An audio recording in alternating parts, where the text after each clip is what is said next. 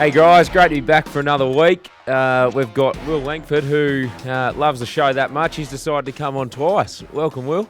It's nice to be back, guys. How long since your last visit?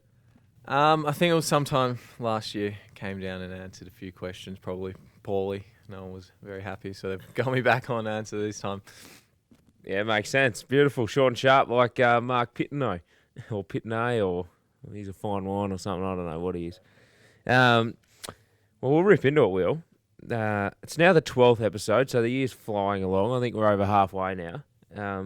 And John Den Hollander wants to know, when are you going to grow a mullet like your dad in his playing days? Well, the short answer is no, never.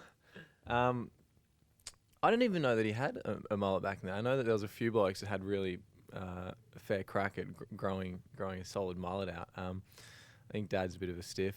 Was always clean cut, and maybe snuck one in there for a year or two, but no, zero chance of me ever bringing the 80s look back. He's still very clean cut by the looks of it when you see him around. Yeah, he's a sharp unit. Will you ever get to that stage, or you just keep that scruffy little thing going on? Yeah, keep the scruffy thing. I think he's the best looking in the family. He's going on 55, so he's still looking very schmick. He's a good-looking rooster. We've got Beck Bacon. What are you currently reading? That's a good question. Rod Sims, who's one of our inner hawks, head of ACCC, gave me a book on the.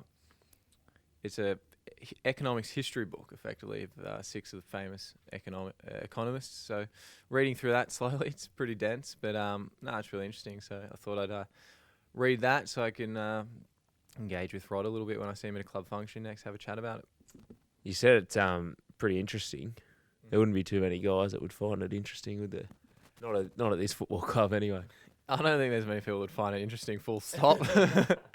But look, I'm studying economics as well, so I suppose there's a bit of learning to be had there. So I'm grinding through it slowly, but it's all right. Yeah, nice. We've got Claire Baxter.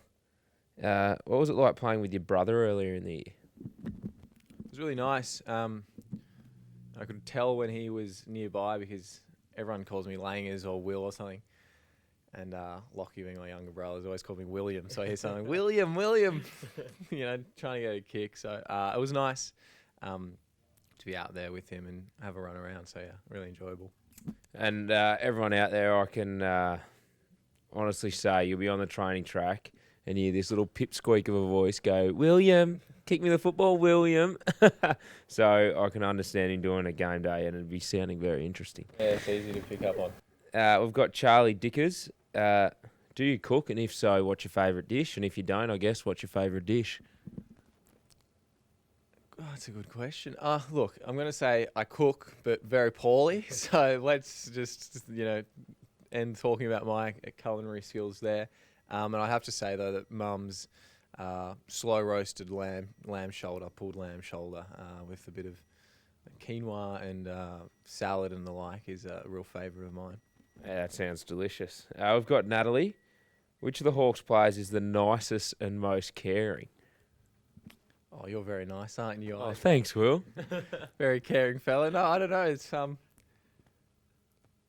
footy club, isn't it? So we're all into each other, heckling the whole time. I couldn't tell you. I don't know if there's any. Maybe Luke Bruce?